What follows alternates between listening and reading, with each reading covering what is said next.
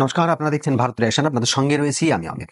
বন্ধুরা, কয়েকদিন আগে আমি আপনাদের কাছে একটা ভিডিও পোস্ট করেছিলাম, যেখানে দেখিয়েছিলাম যে বাংলাদেশে বর্তমানে ভারত থেকে যে চালটা যেত, সেই চালটা কিন্তু বন্ধ রয়েছে। ভারত এখন আর চাল এক্সপোর্ট করছে না বাংলাদেশে। আর তার দরুন কিন্তু বাংলাদেশ বারবার আমাদের কাছে আর্জি জানিয়েছে। বিগত দিন আমরা এই প্রতিবেদনটা দেখিয়েছি আপনাদের। বাংলাদেশ বারবার আমাদের কাছে আর্জি জানানোর পরেও আমাদের সরকার, ভারত সরকার, নরেন্দ্র মোদী সরকার, তিনি কিন্তু বাংলাদেশে চাল পাঠাচ্ছেন না।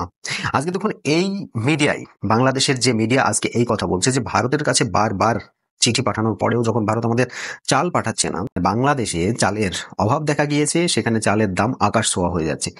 এই যে বাংলাদেশের এই মিডিয়াগুলো, একটা দিন, আজ থেকে 6 মাস আগেকার একটা প্রতিবেদন আপনাদেরকে দেখাবো।